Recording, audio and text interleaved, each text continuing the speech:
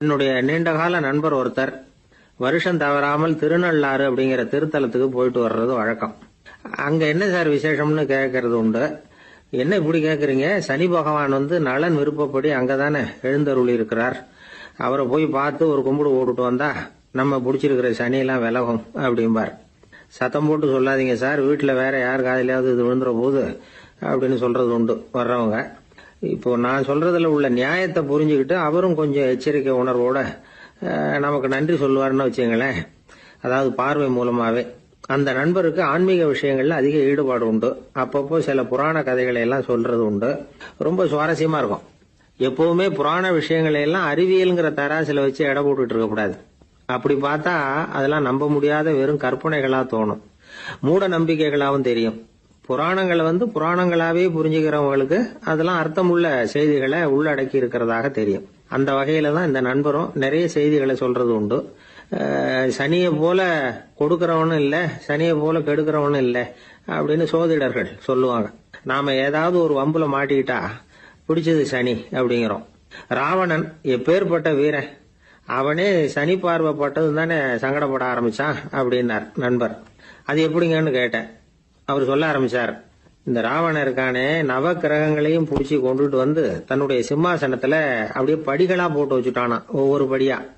பாவம் அந்த 9 தேவதைகளும் ஒவ்வொரு படியா குப்புற கிடக்குறாங்க. நவக்கிரகம் நம்மளை ஆட்டி படைக்குதுன்னு நாம சொல்லிட்டு இருக்கிறோம். ஆனா அந்த நவக்கிரகங்களை ராவணன் எப்படி வச்சிருந்தான் பாருங்க. எல்லாரையும் சிம்மாசனத்துக்கு பக்கத்துல படிப்படியா போட்டு வச்சிருக்கிறான். காலை அது மேல வச்சுதான் ஏறி போகணும். வேற வழி இல்லாம எல்லாரும் குப்புற விழுந்து கிடக்குறாங்க. ராவணன் ஒவ்வொரு தடவையும் இவங்க முதுகுல அடி வச்சு ஏறிதான் அந்த சிம்மாசனத்துக்கு போறது வழக்கம். இப்படி நடந்துகிட்டு இருக்கிறது நாரதர் கண்ணுல போட்டுட்டுதான். அவர் சும்மா இருப்பாரா? யோசனை பண்ணார் என்ன செய்யலாம் அப்படின்னு. ஒரு முடிவு பண்ணிட்டு நேரா ராவணன் கிட்ட போனாராம். ராவணா, நீ நவக்கிரகங்களை பிடிச்சு கொண்டாந்து உன்னுடைய சிம்மாசனத்துக்கு படிகளா போட்டு வச்சிருக்கிற, அது உன்னுடைய வீரத்தை காட்டுது. இருந்தாலும் ஒரு விஷயத்த நீ யோசிச்சு பார்க்கணும்.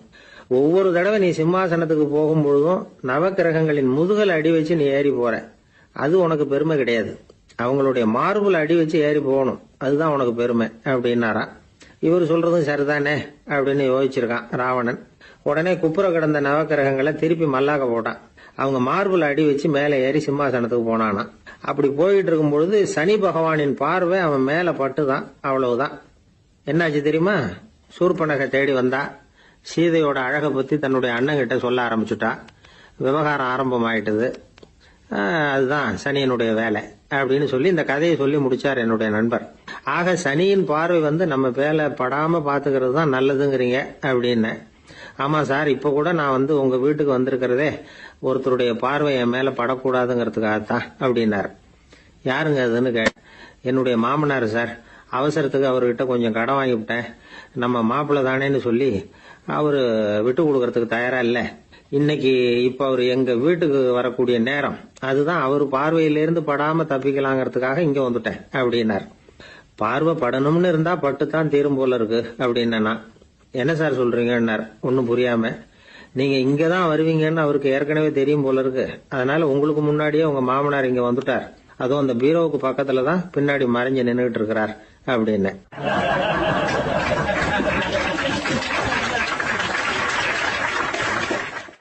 21ஆம் வருஷம் செப்டம்பர் மாசம் 22ஆம் தேதி மதுரை மேலமாசி வீதியில உள்ள ஒரு வீடு. அங்க அன்னைக்கு நடந்த ஒரு அற்புத நிகழ்ச்சி பின்னாடி உலக மக்களை எல்லாம் ஆச்சரியப்பட வச்சது.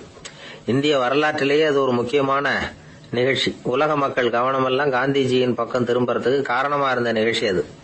கதர் துணி பிரச்சாரத்துக்காக காந்திஜி மதுரைக்கு வந்திருந்தார். சென்னை துணி வணிகர் சங்கத்தின் துணைத் தலைவர் ஒருத்தர் இருந்தார், ராம்ஜி கல்யாண் சேட்ஜி. அவருடைய வீடு மதுரை மேலமாசி வீதியில இருந்தது. அந்த வீட்டுல தான் காந்திஜி தங்கி இருந்தார். அப்போ வயலுக்கு போற உழவர்கள்லாம் சின்ன சின்ன துண்டை இடுப்புல கட்டிக்கிட்டு கலப்பையை தூக்கிட்டு தெருவில் நடந்து போறதை கவனிச்சார். ஏற்கனவே சேலத்துக்கு தெற்க பல பகுதிகளில் ஆண்களும் பெண்களும் அறகுறை ஆடைகளோட உழைச்சிக்கிட்டு இருக்கிறத கண்ணால கண்டிருக்கிறார் அவரு. இந்தியரின் சராசரி உடை இவ்வளவுதான் அப்படிங்கறத புரிஞ்சுக்கிட்டார். மனசை என்னவோ பண்ணி இருக்குது. ராத்திரி பூரா அதை பத்தியே யோசனை. 22/9/21 வியாழக்கிழமை காலையில காந்திஜி எழுந்திருக்கிறார். அவர் கூட தங்கியிருந்தவங்களை எல்லாம் பார்த்து சொன்னார், இன்னையிலிருந்து அறையில முழு அகலத்துண்டு தான் கட்டுவேன். குளிர் அதிகமா உள்ள காலங்கள்ல மட்டும் போர்வை ஒன்னும் உபயோகப்படுத்துவேன். மற்றபடி மேலங்கியோ குல்லாவோ எதுவும் போட்டுக்க மாட்டேன். தற்காலிகமா இந்த ஏற்பாட்டை 1 மாசத்துக்கு ஏத்துக்குவேன். அதுக்கு பிறகு உசிதம் போல எண்ணி பார்த்து முடிவு பண்ணுவேன் அப்படின்னார். அவருடைய குரல் உறுதியா இருந்துதான். உடனே செயல்ல இறங்கினார். தம்முடைய 10 முழ வேட்டி, மேலங்கி, உள் சட்டை, குல்லா எல்லாத்தையும் களைஞ்சார். வேட்டியில இருந்து ஒரு 4 முழ துணியை எடுத்துக்கிட்டார். இதுக்கு உதவி செஞ்சவர் அன்னைக்கு விருதுநகர்ல பிரபல தொண்டரா இருந்த பழனிக்குமார பிள்ளை. வெட்டி எடுத்த துண்டை நீள வாக்குல ரெட்டையா மடிச்சாரு. அதை இடுப்புல துண்டு மாதிரி கட்டிக்கிட்டாரு. தலையில சின்ன உச்சி குடுமி, அறையில சின்ன துண்டு. அண்ணல் காந்தி ஆண்டி கோலத்துல காட்சி அளிக்கிறார். கூட இருந்தவங்கள பார்த்து காரைக்குடிக்கு புறப்படலாமே அப்படின்னார். அவர் நண்பர்களும் சீடர்களும் திகைச்சு போய் நிக்கிறாங்க. இந்த விரதம் நிரந்தரமா ஆயிடுமோங்கிற பயம் அவங்களுக்கு. எப்படியோ இந்த விவரம் ராஜாஜிக்கு அன்னைக்கு பிரபலமா விளங்கின தேசபக்தர் டாக்டர் TSS ராஜனுக்கு எட்டுச்சு. உடனே 2 பேரும் ஓடி வந்தாங்க. வேண்டாமே இந்த கோலம் அப்படின்னாங்க. காந்திஜி தன்னுடைய முடிவுல உறுதியா இருந்தார். ராஜாஜி என்னென்னமோ வாதமெல்லாம் பண்ணி பார்த்தார். உங்களுடைய வாதத்துக்கு என்னால பதில் சொல்ல முடியல, இருந்தாலும் நான் செய்யறதுதான் சரிங்கிறதுல எனக்கு சந்தேகம் இல்லை. இன்னைக்கு அதிகாலை 3 மணி இருக்கும். நான் ஓரளவு விழிச்சுக்கிட்டேன். அதாவது உறக்கமும் விழிப்புமா இருந்த நிலையில எனக்கு இந்த எண்ணம் உண்டாச்சு. இது என்னுடைய அந்தராத்மாவின் ஆணை, அதை என்னால மீற முடியாது அப்படின்னு சொல்லிவிட்டாராம் காந்திஜி. கதர் பிரச்சாரத்துக்காக காரைக்குடிக்கு கிளம்பினார். வாசல்ல 4 மோட்டார் வண்டிகள் காத்துக்கிட்டு இருந்தது. வீதியில 2 பக்கமும் ஜனங்கள். காந்திஜி இடுப்பு துணியோட மோட்டார் வண்டியில ஏறினார். நண்பர்களும் சீடர்களும் மக்களும் உடல் சிலிர்க்க அந்த காட்சியை பாக்குறாங்க. மோட்டார் வண்டி நகர ஆரம்பிக்குது. எப்பேற்பட்ட காட்சி அது! சுக்கநாத பெருமானியே கூலி ஆளாக்கிய மண், அப்படி ஆக்கி மண் சுமக்க வச்ச மதுரை இல்லையா, அந்த மதுரை தான் காந்திஜி துறவி கோலம் கொள்றதுக்கும் காரணமா இருந்திருக்குது. இது இன்னைக்கு எத்தனை பேருக்கு தெரியும்? ஒரு தடவை காந்திஜி நேருவும் சுற்றுப்பயணம் செஞ்சாங்களாம். ஒரு இடத்துல நடந்து போயிட்டு இருக்கிறாங்க. குறுக்க ஒரு வாய்க்கால். நேரு என்ன பண்ணாரு தெரியுமா? தன்னுடைய இளமை துடிப்பை காட்டுறதுக்காக கொஞ்ச தூரம் பின்னாடி போய் அங்கேருந்து வேகமா ஓடி வந்து அந்த வாய்க்காலை தாண்டினாராம். காந்திஜி அப்படி பண்ணல. பக்கத்துல இருந்த பாலம் வழியா அந்த வாய்க்காலை கடந்து வந்தார். நேரு காந்திஜியை பார்த்து சிரிச்சுக்கிட்டே, என்ன மாதிரி நீங்களும் தாண்டி இருக்கலாமே அப்படின்னாராம். அதுக்கு காந்திஜி சிரிச்சுக்கிட்டே சொன்னாராம், 2 அடி முன்னேறதுக்காக 5 அடி பின்னாடி போறதா அப்படின்னாராம்.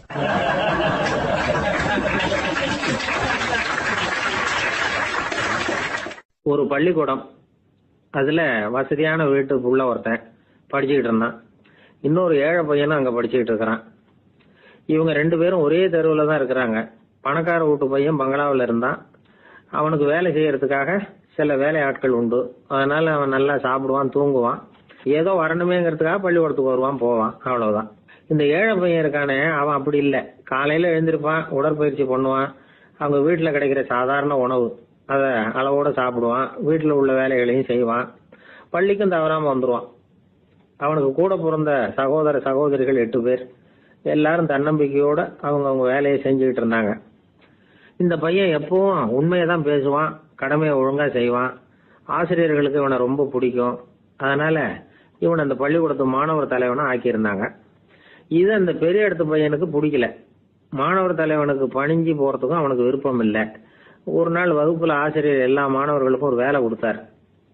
எல்லாரும் அதை சுறுசுறுப்பா செஞ்சுக்கிட்டு இருக்கிறாங்க. இவன் மட்டும் சோம்பலா உட்காந்துருக்கிறான். ஆசிரியர் அந்த பக்கமா வந்தார். இதை பார்த்துட்டார். உடனே மாணவர் தலைவனா இருக்கிற அந்த ஏழை பையனை கூப்பிட்டார். பாருப்பா, ஏன் அந்த பையன் இப்படி சும்மா உட்காந்துருக்கிறான், என்னன்னு விசாரிச்சு சொல்லு அப்படின்னு சொல்லிவிட்டு உள்ள போயிட்டார். இவன் மெதுவா போய் அவன்கிட்ட விசாரிச்சான், ஏன் இப்படி சோர்ந்து போய் உட்காந்துருக்கிற அப்படின்னு. அவன் ரொம்ப அலட்சியமா இவனை திரும்பி பாக்குறான். என்னோட சிரமம் உனக்கு என்ன தெரியும்? வீட்டுல என்னுடைய சௌகரியங்களை கவனிக்கிற வேலை ஆட்கள் 2 பேரும் இன்னைக்கு வேலைக்கு வரல. அதனால என்னோட வேலையெல்லாம் நானே கவனிக்கிற மாதிரி ஆயிட்டுது. அதனால சோர்ந்து போயிட்டேன் அப்படின்னு நானு. அப்புறம் கேட்டிருக்கான், அது சரி, உன்னுடைய வீட்டுல உன்னுடைய வேலைக்காரங்க வராத போது நீ எப்படி சமாளிக்கிற அப்படின்னு கிண்டலா கேட்டிருக்கான். அதாவது இவன் ஏழைங்கிறதையும் இவன் வீட்டுல வேலை செய்யறதுக்கு யாரும் இல்லைங்கிறதையும் இப்படி சொல்லி கிண்டல் பண்றான். இந்த ஏழை பையனுக்கு இது புரிஞ்சுது. மனசு வேதனை போட்டுது. இருந்தாலும் வெளியில காட்டியாம சிரிச்சுக்கிட்டே சொன்னானா, எனக்கு அந்த கவலையே கிடையாது. என்னுடைய உதவிக்கு நான் நினைச்ச உடனே என்னுடைய காரியத்தை செய்யறதுக்கு 8 பேர் எப்பவும் தயாரா இருப்பாங்க அப்படின்னு நானு. இவன் இப்படி சொன்னதும் அவனுக்கு ஒரு மாதிரி ஆயிட்டுதான். தலையை குனிஞ்சுக்கிட்டே போயிட்டான். உள்ளே உட்கார்ந்து இருந்த ஆசிரியர் காதுல இது விழுந்தது. உடனே இந்த ஏழை பையனை உள்ள கூப்பிட்டு போனாரு. கேட்டாரு, என்னப்பா அப்படி சொல்ற? இவன் பொய் சொல்ல மாட்டாங்கிறது அவருக்கு தெரியும். அவனை சமாளிக்கிறதுக்காக இப்படி ஒரு பொய்யை சொல்லியிருப்பாங்கிறதையும் அவரால் ஏத்துக்க முடியல. ஏப்பா, நீ நினைக்கிற காரியத்தை செய்ய 8 பேர் தயாரா இருக்கிறதா சொன்னிய, உன்னுடைய சகோதர சகோதரிகளை குறிப்பிட்டு அப்படி சொன்னியா அப்படின்னு கேட்டார். இல்லைங்க ஐயா, நான் அவங்கள குறிப்பிட்டு அப்படி சொல்லலைன்னா. அப்படின்னா பொய் சொன்னியா? இந்த சின்ன விஷயத்துக்கு அப்படி பொய் சொல்லலாமான்னார். ஐயா, நான் பொய்யும் சொல்லலைன்னா இவன். அப்படின்னா நீ சொன்னதுக்கு என்ன அர்த்தம்னார். இப்ப அந்த பையன் சொல்றான், ஐயா நான் நினைக்கிறத செய்து முடிக்க என் கூட இருக்கிற அந்த 8 பேர் யாருன்னா 2 காலு, 2 கை, வாய், மூக்கு, கண்ணு, காது, ஆக மொத்தம் 8. இவங்க தான் அந்த வேலை ஆட்கள். நான் சொல்றதை செய்யறதுக்கு, நான் சொல்றதை கேட்கறதுக்கும் செய்யறதுக்கும் அவங்க எப்பவும் தயாரா இருக்காங்க. அந்த அளவுக்கு என்னுடைய பயிற்சிகள், பழக்க வழக்கங்கள் மூலமா அவங்கள நல்ல நிலைமையில வச்சிருக்கிறேன் அப்படின்னா. இந்த கதைய சுவாமி சின்மயானந்தர் சொல்றது வழக்கம். இயற்கை நமக்கு கொடுத்திருக்கிற வேலை ஆட்கள் இந்த 8. இவங்களை நல்ல முறையில வச்சிருந்து வேலை வாங்க வேண்டியது நம்முடைய கடமை. அந்த கடமையை ஒழுங்கா செஞ்சுக்கிட்டு வந்தா வாழ்க்கையில வெற்றி நிச்சயம். இல்லைன்னா குழப்பம்தான். புத்தி சரியா இல்லைன்னா இந்த வேலையாட்கள் நாம சொல்றதை கேட்க மாட்டாங்க. ஒருத்தன் குடி போதையில தள்ளாடி தள்ளாடி போய் ஒரு மரத்துல முட்டிக்கிட்டானா. தலையில கட்டு போட்டுக்கிட்டு மறுநாள் வந்திருக்கான். ஏன்டா இப்படி பண்றேன்னு கேட்டிருக்காங்க. நான் ஒதுங்கி போன்னு தான் சொன்னேன், அது கேட்கல அப்படின்றான். எது கேட்கல? உன்னோட காலா அப்படின்னு கேட்டிருக்காங்க. இல்லைங்க, அந்த மரம் அப்படின்னு நானா.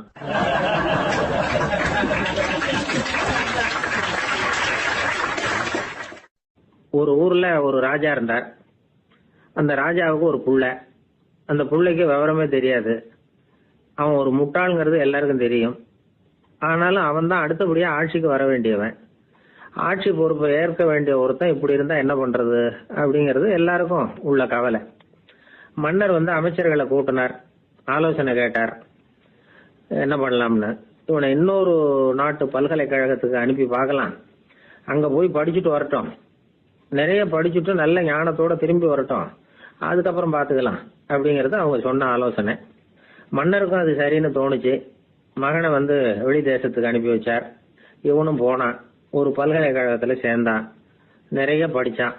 அதுக்கப்புறம் தந்தைக்கு ஒரு கடிதம் எழுதினான். தந்தையே, நான் நிறைய படிச்சுட்டேன், இனிமே நாடு திரும்பலாம்னு நினைக்கிறேன் அப்படின்னு எழுதினான். மன்னருக்கு ரொம்ப மகிழ்ச்சி. அதாவது புள்ள படிச்சுட்டான் அப்படிங்கிற ஆனந்தம். உடனே பையன் திரும்பி வர்றதுக்கு ஏற்பாடு பண்ணார். இளவரசன் நாடு திரும்பினா அதை கொண்டாடுறதுக்காக அரண்மனையில ஒரு பெரிய விருந்துக்கு ஏற்பாடு பண்ணியிருந்தாங்க. முக்கியமானவங்க எல்லாம் அதுல கலந்துகிட்டாங்க. அந்த விருந்துக்கு முனிவர் ஒருத்தரும் வந்திருந்தார். அவரு இளவரசன் கிட்ட போய் உட்காந்து விசாரிக்கிறார். என்னப்பா, எப்படி படிச்சிருக்கிற அப்படின்னு கேட்டார். நிறைய படிச்சுட்டு வந்திருக்கிறேங்க அப்படின்னா அவன். என்னெல்லாம் படிச்ச அப்படின்னாரான். எல்லாத்தையும் விவரமா சொல்லி இருக்கிறான். அவன் அப்படி சொல்லிட்டு இருக்கும் பொழுதே முனிவர் என்ன பண்ணாரு, தன்னுடைய மோதிரத்தை கழட்டி உள்ளங்கையில வச்சு அப்படியே மூடிக்கிட்டாரான். அப்படியே கையை நீட்டி அவன் முன்னாடி காட்டினார். இந்த பாருப்பா, என் கைக்குள்ள என்ன இருக்கு சொல்லு பார்க்கலாம் அப்படின்னாரான். இளவரசன் ஒரு கணம் யோசிச்சான். அதுக்கப்புறம் உங்க கைக்குள்ள இருக்கிறது வட்டமான ஒரு பொருள், நடுவுல ஒரு துளை இருக்கும் அப்படின்னு நானா. முனிவர் திகைச்சு போட்டார். பையன் பெரிய அறிவாளி ஆயிட்டான் போல இருக்க அப்படின்னு நினைச்சுட்டார். அதுக்கப்புறம் கேட்டார், சரி, என் கையில இருக்கிறது வட்டமான பொருள், நடுவுல துளை இருக்கும்ங்கிறத சொல்லிவிட்ட, அதோட பேர் என்ன, அதை சொல்லு அப்படின்னாராம். இளவரசன் கொஞ்சம் யோசனை பண்ணிருக்கான். அப்புறம் சொன்னானா, முனிவரே, நான் படிச்ச விஞ்ஞானம் உங்களுக்கு பதில் சொல்றதுக்கு உதவல, இருந்தாலும் பதில் சொல்றேன், அது ஒரு வண்டி சக்கரம் அப்படின்னானா. இப்பதான் முனிவர் யோசிச்சாராம். அவருக்கு புரிஞ்சுதான். அதாவது முட்டாளை படிக்க வைக்கலாம், ஆனால் சிந்திக்க வைக்க முடியாது அப்படிங்கறத அவர் புரிஞ்சுக்கிட்டாராம். தகவல் அறிவு ஞானமாகாது அப்படிங்கிறார் ஓஷோ. ஏன்னா தகவல்கள் மாறுதலை ஏற்படுத்துறது இல்ல, ஆனால் ஞானம்ங்கிறது மாறுதலால் உண்டாகக்கூடிய ஒண்ணு. அதுதான் ரெண்டுக்கும் உள்ள வித்தியாசம். மனம் சரியான வழிக்கு வரணும், அதுக்கப்புறம் படிக்கிற கல்விதான் உண்மையான கல்வி. சரி, மனம் சரியா வர்றதுக்கு என்ன வழி அப்படின்னு கேட்டா, மனிதன் முழு மாறுதலுக்கான வழிமுறை தியானம் தான் அப்படிங்கிறார் அவர். அதனாலதான் நிறைய படிச்சிருக்கேன்னு சொல்றவன் எல்லாம் ஞானம் உள்ளவன் நினைச்சிடக்கூடாது. ஒருத்தர் இன்னொரு பெரிய மனிதரை அழைச்சிட்டு அறிமுகப்படுத்தினாராம். சார் நிறைய படிச்சிருக்கார், 3 MA வாங்கியிருக்கார், ஆனா ஒரு விஷயம், அப்பப்போ கொஞ்சம் திருடுவார், அவ்வளவுதான், மற்றபடி அவர் ஒரு பெரிய அறிவாளி தான் அப்படின்னாராம்.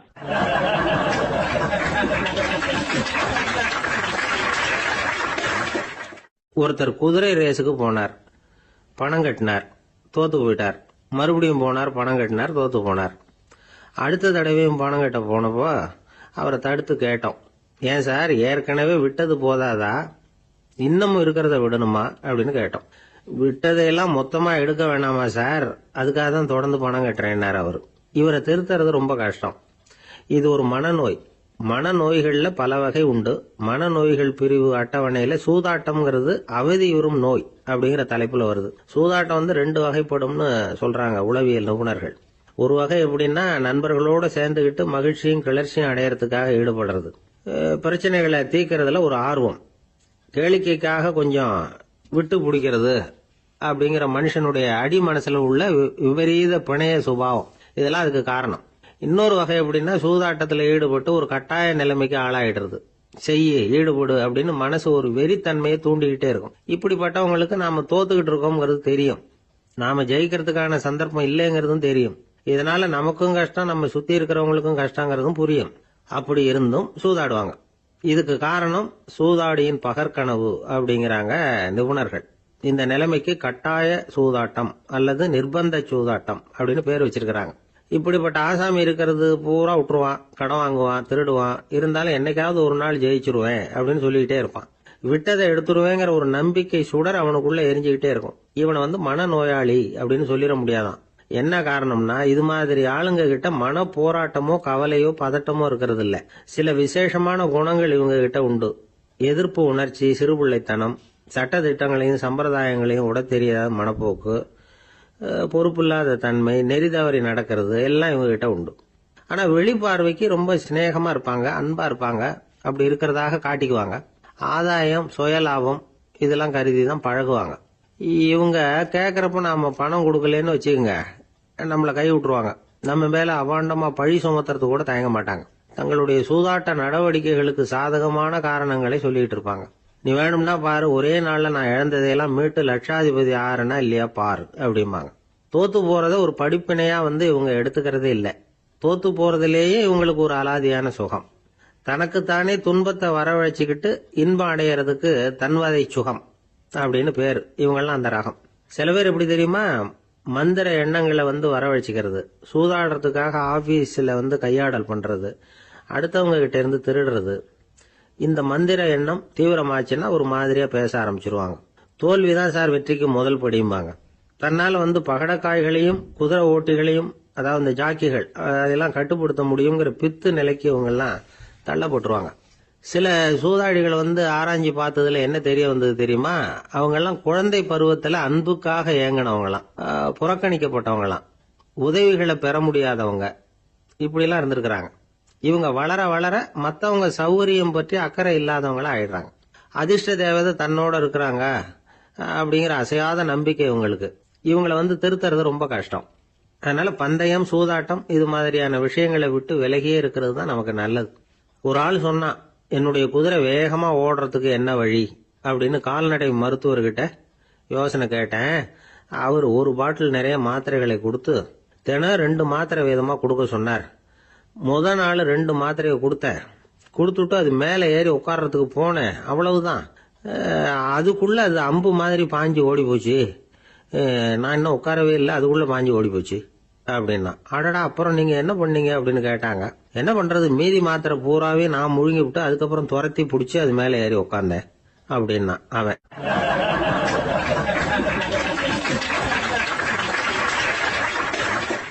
ஒரு ஊர்ல ஒரு மன்னர் இருந்தார். அந்த ஊர்ல அடிக்கடி சேவல் சண்டை நடக்கிறது வழக்கம். அரண்மனையில ஒரு ஆள் இருந்தான். மன்னருக்காக அவன் ஒரு சேவல் வாங்கிட்டு வந்தான். சண்டை போடுறதுக்காக அந்த சேவலை தயார் பண்ணிட்டு இருந்தான். கொஞ்ச நாள் ஆச்சு. மன்னர் அந்த ஆளை கூப்பிட்டார். என்னப்பா, சேவல் தயாராயிட்டுதா அப்படின்னு கேட்டார். இன்னும் அது தயாராகல மன்னா, இன்னும் வளரல, அதுக்கான தகுதி இன்னும் அதுக்கு வரல அப்படின்னா. எதனால அப்படி சொல்றேன்னாரு. கோபம் ரொம்ப கடுமையா இருக்குது அப்படின்னா. சரி அப்படின்னு விட்டுட்டார். மறுபடியும் கொஞ்ச நாள் ஆச்சு. இப்ப எப்படி நிலைமை, சேவல் தயாரா அப்படின்னார். இன்னும் இல்ல அரசே, மற்ற சேவல் எங்கேயாவது கூவுற சத்தம் கேட்டா உடனே இது பரபரப்பாயிடுது, பக்கத்துல ஒரு சேவலின் நிழலை கண்டா கூட இது பரபரப்பாயிடுது அப்படின்னா. சரி, இன்னும் கொஞ்ச நாள் ஆகட்டும்னு விட்டுட்டார். கொஞ்ச நாள் ஆச்சு. இப்ப மறுபடியும் விசாரிச்சார். இன்னும் நம்ம சேவலுக்கு அந்த தகுதி வரலமன்னா, போராட்ட உணர்வு அதுக்கு இன்னும் இருந்துகிட்டு தான் இருக்குது, உள்ள மெதுவா தான் எரிய ஆரம்பிச்சிருக்குது போராட்ட உணர்வு, அப்படி இருக்கக்கூடாது, அது பற்றி எரிய வேண்டாமா அப்படின்னா. இன்னும் கொஞ்ச நாள் ஆச்சு. இப்போ எப்படின்னு கேட்டார். இப்போ அவன் சொன்னா, மன்னா கிட்டத்தட்ட அது போருக்கு தயாராயிட்டது அப்படின்னு நினைக்கிறேன்னா. எதனால அப்படி சொல்ற அப்படின்னு கேட்டார். மற்ற சேவலின் குரலை கேட்டால் அது அசையறதே இல்லை, ஒரு பொம்மை மாதிரி ஆயிடுது. அதுக்கு உள்ள ஒரு நுட்பமான விழிப்புணர்வு வந்துட்டுது. அதனால அது அமைதியா இருக்குது, மௌனமா இருக்குது. இனிமே அதுக்கு இணையான சேவலே கிடையாது. வெற்றி பெற அது போராட வேண்டிய அவசியமே இல்லை.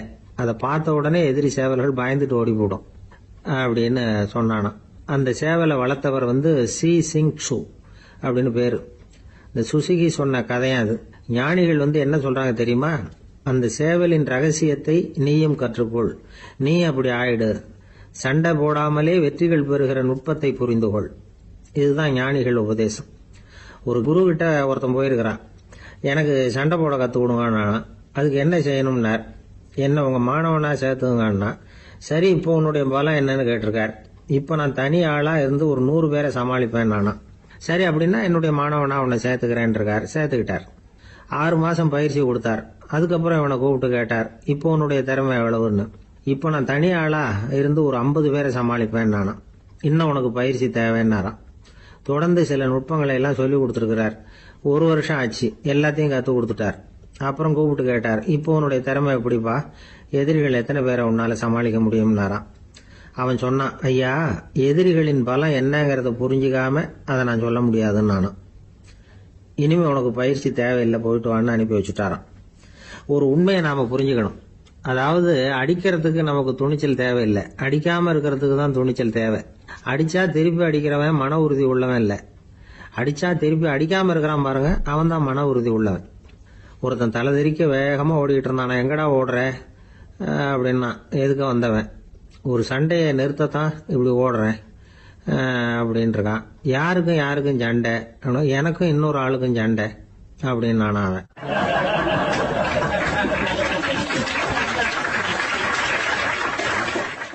பொங்கல் திருநாள். பொங்கல் திருநாள்னா இது ஏதோ அறுவடை திருநாள் அப்படின்னு சொல்லுவோம். அதாவது வருஷம் பூரா நாம பாடுபட்டு அதனுடைய பலனை அனுபவிக்கிற நாள் அப்படிங்கிறது நாம சொல்லிட்டு இருக்கிறது. இது முக்கியமா இது ஒரு நன்றி அறிவிப்பு நாள் அப்படின்னு சொல்லுவாங்க. இன்னைக்கு நிறைய நன்றி அறிவிப்பு கூட்டம்லாம் நடந்துகிட்டு இருக்குல்ல, அது மாதிரி விவசாயிகள் நடத்துகிற ஒரு நன்றி அறிவிப்பு விழா இது. யாருக்கு நன்றி சொல்றாங்கன்னா ஆதவனுக்கு. அதாவது சூரியன் இல்லைன்னா விவசாயம் இல்லை. அதனால ஆதவனுக்கு நன்றி செலுத்துகிற நாளாக இந்த பொங்கல் திருநாளை நாம கொண்டாடுறோம். அதாவது இந்த பொங்கல்ல விவசாயிகள்ட்ட இருந்து நிறைய பண்புகளை நாம தெரிஞ்சுக்க வேண்டிய நாள் இது. விவசாயிகள் அவங்க விவசாயம் முன்னேறி இருக்கிற அளவுக்கு விவசாயிகளுடைய வாழ்க்கை தரம் முன்னேறல. அந்த அளவுக்கு அவர்கள் நாட்டுக்காக உழைச்சிக்கிட்டு இருக்கிறாங்க. அந்த காலத்திலேயே அதை பத்தி ஒரு கதை சொல்றது உண்டு. ஒரு வயசான ஆளு நிலத்துல ஏறு உழுதுகிட்டு இருந்தாராம். கிழிஞ்சு போன ஒரு சின்ன துண்டை தான் இடுப்புல கட்டியிருந்தாராம். தலையில ஒரு கந்தலை சுத்தி இருந்தார். உடம்பு பூரா சேரு, ரொம்ப ஏழை. ஏறு ஓட்டிட்டு இருக்கிறவர் வேற எப்படி இருப்பார்? இருந்தாலும் அந்த ஆளு ரொம்ப ஜாலியா பாட்டு பாடிக்கிட்டே ஏறு உழுதுகிட்டு இருந்தாராம். உடம்புல தான் அவர் ஏழையை தவிர மனசுல ஒரு ஏழையா தெரியல. அந்த சமயத்துல அந்த நாட்டு ராஜா அந்த பக்கமா குதிரை மேல வந்தாராம். வேட்டைக்கு போயிட்டு பரிவாரங்களோட திரும்பி வந்துகிட்டு இருக்கிறார். ரொம்ப செல்வ செழிப்புல இருக்கிற ராஜா அவர் இந்த வயசான விவசாயிய பார்த்திருக்கார். இந்த ஆளு ரொம்பவும் ஏழைங்கிறது அவர் பார்த்தாவே பளிச்சுன்னு தெரியுது. கட்டிக்கிறதுக்கு நல்ல துணி இல்லை, உடம்போ இழைச்சி போயிருக்குது, வயிறு முதுகுல போய் ஒட்டிட்டு இருக்கு, கண்ணு குழி விழுந்து போயிருக்குது. ஆனாலும் முகத்தை பார்த்தா சந்தோஷமா இருக்கிற மாதிரி இருக்கு. இவ்வளவு உற்சாகமா பாடிட்டு இருக்கிறாரே அப்படின்னு ஆச்சரியமா நினைச்சு பார்த்தார் அந்த ராஜா. சரி, அவர்கிட்ட கொஞ்சம் பேச்சு கொடுத்து பார்க்கலாம் அப்படின்னு முடிவு பண்ணார். ஐயா பெரியவரே, இப்படி கொஞ்சம் வர முடியுமான்னாராம். பொழுது போறதுக்குள்ள நான் இந்த வயல் பூரா உழவு ஓட்டி ஆகணும், அதனால பேசுறதுக்கு நேரம் இல்லை அப்படின்னாராம் அந்த பெரியவர். என்ன அவ்வளவு அவசரமா? மீதி இருந்தா நாளைக்கு உழுத கூடாதா? அது சரி, உனக்கு எத்தனை ஏக்கர் நிலம் இருக்கு அப்படின்னு விசாரிச்சிருக்கார் ராஜா. எனக்குன்னு சொந்தமா உள்ளங்கை அளவு கூட நிலம் கிடையாது. இது எங்க முதலாளியோட நிலம்.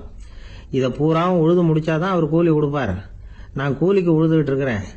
உங்ககிட்ட பேசிக்கிட்டு இருந்தா அவருக்கு துரோகம் பண்ணது மாதிரி ஆயிடும் அப்படின்னாராம். ராஜா குதிரையை விட்டு கீழே இறங்கினார். வரப்புல நடந்து அந்த பெரியவர்கிட்டயே போனாராம். சரி, ஒரு நாள் பூரா உழுதா உனக்கு எவ்வளவு கூலின்னு கேட்டிருக்கார். 8 அணா கூலி கிடைக்கும்னாராம் அவர். இது ரொம்ப காலத்துக்கு முன்னாடி நடந்த ஒரு சம்பவங்கிறதுனால அப்ப 8 அணா கூலிங்கிறது ரொம்ப பெருசு. இருந்தாலும் அதுவும் அந்த ராஜாவுக்கு பெரிய கூலியா தெரியல. இவ்வளவுதானா, இதை வச்சுக்கிட்டு நீ எப்படி காலம் தள்ளுற அப்படின்னாராம். ஒன்னும் கவலை இல்லை அப்படின்னாராம் அவரு. ராஜாவுக்கு ரொம்ப ஆச்சரியமா போச்சு.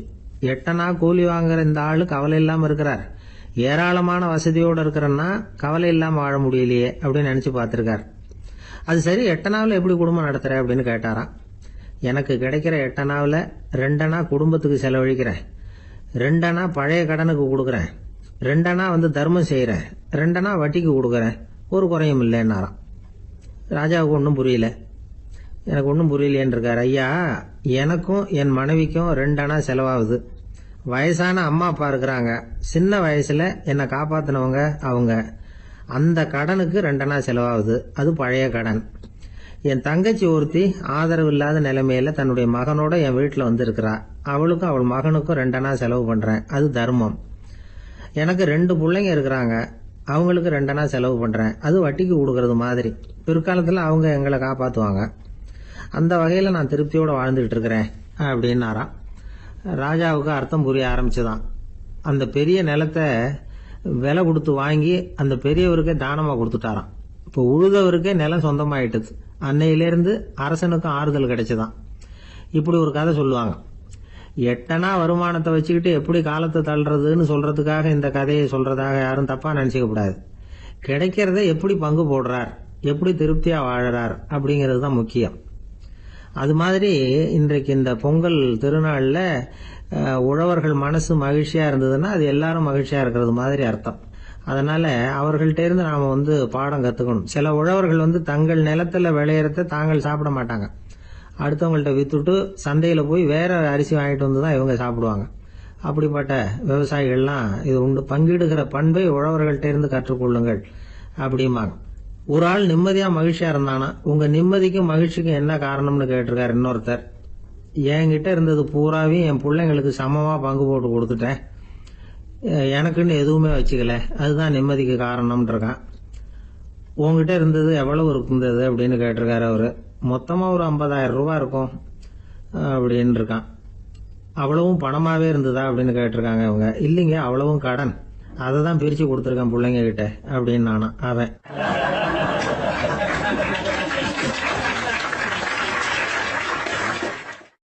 எது ரொம்பவும் கஷ்டமான காரியம் அப்படின்னு கேட்டார் ஒருத்தர். ஒருத்தருக்கு ஒருத்தர் சண்டை போடாம இருக்கிறது தான் ரொம்ப கஷ்டமான காரியம் அப்படின்னு தோணுது. ஒரு நாட்டுக்கும் இன்னொரு நாட்டுக்கும் சண்டை, நாட்டுக்குள்ளேயே ஒரு குரூப்புக்கும் இன்னொரு குரூப்புக்கும் சண்டை. ஏன் சண்டை போட்டுக்கிறீங்கன்னு கேட்டு பாருங்க. நாங்க சமாதானத்துக்காக தான் சண்டை போட்டுக்கிறோம் அப்படிம்பாங்க. வாழறதுக்காக பிறந்த மனுஷன் லட்சியத்துக்காக உயிரை விட தயார் அப்படின்னு சொல்லிட்டு இருப்பான். அப்படி உயிரை விடுறவங்கள நாமளும் பாராட்டுவோம். ஆனா ஒண்ணுமில்லாத விஷயங்களுக்கெல்லாம் சண்டை போடுறவங்களெல்லாம், அப்படிப்பட்டவங்களையும் சரி உயிரை விடுறவங்களையும் சரி என்னன்னு சொல்றது. யுத்தங்களாலேயும் சண்டைகளாலேயும் நாம் அடையிறது என்னங்கிறது ஒரு பக்கம் இருக்கட்டும், இழக்கிறது என்ன தெரியுமா? ஏராளமான உயிர்கள். ரத்தம் சிந்தறதுக்கு நான் தயார் அப்படின்னு மார்தட்டி சொல்லலாம். ஆனா ரத்தம் சிந்தினா உயிர் காத்துக்கிட்டு இருக்க தயார் இல்லை. அதாவது உயிர் நமக்காக காத்துக்கிட்டு இருக்க தயார் இல்லை. இழக்கிற ரத்தத்தை ஈடுகட்டினா தான் உயிரை காப்பாற்ற முடியும். அதனால இது சம்பந்தம் ஆராய்ச்சி செய்யற கட்டாயம் ஏற்பட்டு போச்சு. அதோட விளைவா புதுசா ஒன்றை கண்டுபிடிச்சிருக்கிறாங்க. அதுதான் செயற்கை ரத்த பொடி. இப்போ இந்த திடீர் சாம்பார் பொடி, திடீர் ரசப்பொடி, திடீர் காப்பி பொடி இப்படிலாம் சொல்றோம்ல, அது மாதிரி இது திடீர் ரத்த பொடி. இஸ்ரேல் ஒரு சின்ன நாடு, மக்கள் தொகை குறைச்சல், அதோட போர்கள் வேற. அதனால காயம்பட்டவங்களை காப்பாற்றியே தீர வேண்டிய கட்டாயம். காப்பாற்றணும்னா ரத்த இழப்பை தடுக்கணும். அப்படின்னா உடனடியாக புது ரத்தம் செலுத்தி ஆகணும். திடீர்னு ரத்தம் வேணும்னா எங்கே போகிறது? அதுவும் கிடைக்கிற ரத்தம் சேர்ற குரூப்பாக இருக்கணும். ஒரு வேடிக்கை பார்த்தீங்களா, நான் வேற குரூப்பு நீ வேற குரூப்புன்னு இவன் சண்டை போடுறான். இதில் அடிபட்டவனுக்கு ரத்தம் கொடுக்க போனால் அதுலேயும் அது வேற வேற குரூப்பாக இருக்குது. அது ரத்தமும் வேற வேற குரூப்புன்னு சொல்லிட்டு இருக்குது. எந்த குரூப்பு ரத்தம் வேணும், அது உடனடியாக கிடைக்கலன்னா என்ன பண்ணுறது? இப்படிப்பட்ட கஷ்டம்லாம் நமக்கு வந்துடுது. இதுக்காக தான் விஞ்ஞானிகள் இந்த ரத்த பொடியை கண்டுபிடிச்சிருக்கிறாங்க. அதாவது ஒரு ஆள் அடிபட்டு போட்டான்னு வச்சுங்களேன், அவனுக்கு ரத்தம் கிடைக்கல, உடனே என்ன பண்ணலாம்? இந்த சுத்தப்படுத்தப்பட்ட தண்ணீரை கொஞ்சம் எடுத்துக்க வேண்டியது, அதில் இந்த ரத்த பொடியை கரைக்க வேண்டியது. இப்போ இந்த செயற்கை ரத்தம் தயாராகிட்டுது. இதை அந்த ஆள் உடம்புல ஏற்றி விட்டுற வேண்டியது. இயற்கையாக நம்ம உடம்புல இருக்கிற ரத்தம் என்னென்ன வேலை செய்யுதோ அதே வேலையை இதுவும் செய்யும். அதாவது ஆக்சிஜனை உடம்புல எல்லா இடத்துக்கும் எடுத்துகிட்டு போகுது. அந்த வேலையை இந்த செயற்கை ரத்தமும் செஞ்சுடுது. ஆனால் ஒரு விஷயம், இந்த செயற்கை ரத்தம் ஒரு அவசரத்துக்கு தான் உபயோகப்படுத்தலாம், ஒரு முதல் உதவி மாதிரி. அதை அப்படியே நிரந்தரமாக விட்டுற முடியாது. பின்னாடி தேவையான குரூப் உண்மையான ரத்தம் கிடைச்ச உடனே அதை செலுத்திக்கணும். உண்மையான ரத்தத்தை 20லேருந்து 40 நாள் வரைக்கும் தான் பாதுகாக்க முடியும். அதுவும் குளிர்பதன பெட்டியில். அதுக்குள்ளே உபயோகப்படுத்தலைன்னா அது வீணாக போயிடும். இந்த ரத்த பொடி அப்படி இல்லை, எவ்வளோ நாள் வேணும்னாலும் அப்படியே வச்சிருக்கலாம். குளிர்பதன பெட்டியும் தேவையில்லை. ஆனால் ஒன்று, இது தண்ணியில் கலந்து செயற்கை ரத்தமாக ஆக்கிவிட்டா அதோட வலு 72 மணி நேரம் தான், அதாவது 3 நாள். அதுக்குள்ளே அந்த ஆசாமியை எங்கேயாவது ஆஸ்பத்திரிக்கு தூக்கிட்டு போய் உண்மையான ரத்தத்தை கொடுத்துடணும். சண்டையில் அடிபடுறவங்க, சாலை விபத்தில் அடிபடுறவங்க, இவங்களுக்கெல்லாம் அவசரத்துக்கு கை கொடுத்து உதவுறது இந்த செயற்கை ரத்த பொடி. அதுக்கப்புறம் நாம் கொடுக்குற ரத்தம் தான் அவங்கள காப்பாற்றணும். இன்னைக்கு ரத்தத்தை தானமாக கொடுக்க தயாராக இருக்கிற நல்ல உள்ளங்கள் ஏராளம். எவ்வளவு ஆக்சிடென்ட், ஆப்ரேஷன், இதில் சம்மந்தப்பட்டவங்களை காப்பாற்றுறது நாம் தானமாக கொடுக்குற ரத்தம் தானே. ஒரு ஆக்சிடென்ட்டு, ஒரு ஸ்கூட்டர் ஒரு ஆள் மேலே மோதி விட்டுது, பார்த்து வரக்கூடாதா அப்படின்னா அந்த ஆள், நீ தான் பார்த்து நடக்கணும், ஏன்னா 20 வருஷமாக நான் அந்த ஸ்கூட்டரை ஓட்டிகிட்டு இருக்கிறேன் அப்படின்னு நான் இவன். இதுக்கு அவன் சொன்னான், நீ தான் பார்த்து ஓட்டணும், ஏன்னா 40 வருஷமாக நான் இப்படி நடந்துகிட்டு இருக்கிறேன் அப்படின்னு நானா.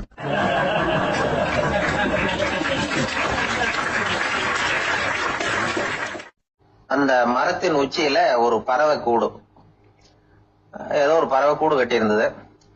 அது என்ன பறவைன்னா ராஜாளி. ஒரு குரங்கு அந்த மரத்து கிளையில தாவி தாவி குதிச்சுக்கிட்டு இருந்தது. அப்போ இந்த கூட்டுல இருந்த முட்டை அது கண்ணுல போட்டுவிட்டது. அதுக்கப்புறம் அது சும்மா இருக்குமா, விளையாட்டா ஒரு முட்டையை எடுத்தது, மரத்தை விட்டு கீழே இறங்கிச்சு. கீழே ஒரு குப்பை மேட்டில் ஒரு கோழி சில முட்டைகளை அது பாட்டுக்கு இட்டு வச்சிருந்தது. குரங்கு தன் கையில இருந்த ராஜாளி பறவையோட முட்டைய அந்த கோழி முட்டைகளோட சேர்த்து போட்டுட்டு போயிட்டுது. கோழி பார்த்தது, அதுக்கு ஒன்றும் வித்தியாசம் புரியல. தன்னுடைய முட்டைகளோட சேர்த்து அந்த ராஜாளி முட்டையையும் சேர்த்து அடைகாத்துது. கொஞ்ச நாள்ல குஞ்சுகள்லாம் பொரிச்சுது, எல்லாம் முட்டை விட்டு வெளியில வந்தது. ராஜாளி பறவையோட குஞ்சு அந்த கோழி குஞ்சுகளோடவே சேர்ந்து வளர்ந்தது. மற்ற கோழி குஞ்சுகள் போலவே இதுவும் குப்பையை கிளறிச்சு புழு பூச்சிகளை சாப்பிட்டுது. காக்கைகள் தாக்கிறதுக்கு வந்ததுன்னா மற்ற கோழி குஞ்சுகள் மாதிரியே இதுவும் பயந்து போய் தாய் கோழியின் சிறகுகளுக்கு உள்ள ஒளிஞ்சுக்கும். இப்படியே கொஞ்ச காலம் போச்சு. குஞ்சுகள்லாம் வளர்ந்து பெருசாயிட்டுது. சிலது சேவல்கள் ஆச்சு, சிலது கோழிகள் ஆச்சு. அந்த ஒண்ணு மட்டும் ராஜாளி ஆச்சு. ஆனா ஒரு விஷயம், தான் ஒரு ராஜாளிங்கிறது அந்த பறவைக்கு தெரியாது. தன்னையும் ஒரு கோழின்னே அது நினைச்சுக்கிட்டு இருக்கு. அப்படி நினைச்சுக்கிட்டு குப்பை மேட்டை கிளறிக்கிட்டு இருக்கு. ஒரு நாள் சாயந்தர நேரம் இந்த ராஜாளி பறவை கீழே அது பாட்டுக்கு வழக்கம் போல குப்பையை கிளறிக்கிட்டு இருக்குது.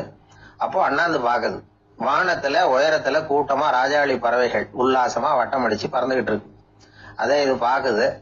இதுக்கு மனசுக்குள்ள ஏக்கமா போச்சான். அப்போ இதுக்கு ஆண்டவன் பேர்ல கோபம் வந்துதான்.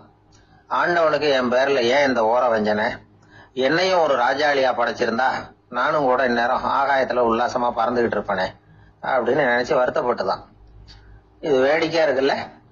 ஒரு வகையில பார்த்தா நாம கூட இந்த ராஜாளி பறவை மாதிரி தான் வாழ்ந்துகிட்டு இருக்கோம் அப்படிங்கிறார் ஒரு உளவியல் நிபுணர்.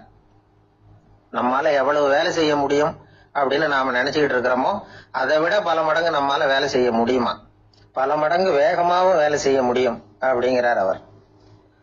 நம்முடைய முழுமையான பலம் என்னங்கிறது நமக்கே தெரியறது இல்லை, அதுதான் கஷ்டம். நம்முடைய பலம் தெரியாததுனாலதான் நாம எதுக்கு எடுத்தாலும் பயந்துகிட்டு இருக்கிறோம். ஒரு ஆள் இருந்தான், அவனுக்கு எப்படின்னா கோழியை கண்டா பயப்படுவான். ஏன் கோழியை கண்டா பயம்னா, அவனுக்கு மனசுக்குள்ள தான் ஒரு புழுன்னு நினைப்பு. தன்னை ஒரு புழுவா நினைக்கும் பொழுது, புழுன்னா கோழி கொத்தும்ல, அதனால கோழியை கண்டு பயப்பட ஆரம்பிச்சிட்டான். இவன் நடுங்கிடுவான். எதிரில் கோழி வந்ததுன்னா உடம்பு பூரா நடுங்க ஆரம்பிச்சிடும். வீட்டுல இருக்கிறவங்க பார்த்தாங்க, இவனை அழைச்சிட்டு போய் ஒரு மனநோய் மருத்துவமனையில சேர்த்துட்டாங்க. அங்க உள்ள டாக்டர் இவருக்கு சிகிச்சை எல்லாம் கொடுத்தார். ஒரு வாரம் இவனை தங்க வச்சு வேண்டிய சிகிச்சை எல்லாம் கொடுத்து மன ரீதியா அவனை மாத்தி, சரி இனிமே நீ வீட்டுக்கு போகலாம்னு சொல்லி அனுப்பி வச்சார். வீட்டுக்கு புறப்பட்டான். அப்ப சொன்னார், இத பாருப்பா, நீ வீட்டுக்கு போகலாம், நேரா வீட்டுக்கு போ, நல்லா ஞாபகம் வச்சுக்கோ, இனிமே நீ ஒரு புழு கிடையாது, மனுஷன், தைரியமா புறப்படு, போயிட்டு வா அப்படின்னு சொல்லி வழி அனுப்பி வச்சார். சரிங்க டாக்டர்னு சொல்லிவிட்டு இவன் புறப்பட்டு போனான். பாதி வழி போயிருப்பான். லேசா நிமிர்ந்து பாக்குறான், எதிரில் ஒரு கோழி வந்துகிட்டு இருக்கு. அது பாட்டுக்கு சாதாரணமா நடந்து வந்துகிட்டு இருந்தது. அவ்வளவுதான், இவன் உடம்பு கிடுகிடுன்னு ஆட ஆரம்பிச்சுட்டுது. திரும்பி ஓடி வந்துட்டான். டாக்டர் கேட்டார், ஏன்பா திரும்பி ஓடி வந்துட்டேன்னு. பாதி தூரம் போயிட்டேன் டாக்டர், எதிரில் ஒரு கோழி வந்துகிட்டு இருக்குது, அதான் பயமா இருந்தது வந்துட்டேன்னா. டாக்டருக்கு ஒரு மாதிரி ஆயிடுது. அவர் சொன்னார், இதை பாருப்பா, நான் தான் சொன்னேனே, நீ ஒரு புழு இல்லை மனுஷன், இனிமே நீ புழு கிடையாது, நீ ஒரு மனுஷன். நீ ஒரு புழு இல்லைங்கிறது இன்னமும் உனக்கு புரியலையா அப்படின்னாரு டாக்டர். நான் புழு இல்லைங்கிறது எனக்கு தெரிஞ்சுட்டுது டாக்டர், இது அந்த கோழிக்கு தெரியுமான்னு தெரியலையே அப்படின்னா. இவெல்லாம் எந்த காலத்துல மாறுறது? அதனால வாழ்க்கையில வெற்றி பெறணும் அப்படின்னு நினைக்கிறவங்க யாரா இருந்தாலும் தன்னுடைய பலம் என்ன அப்படிங்கிறத முதல்ல புரிஞ்சுக்கணும். தன்னுடைய சக்தியை புரிஞ்சுக்கிட்டவன் வெற்றி பெறுவது நிச்சயம்.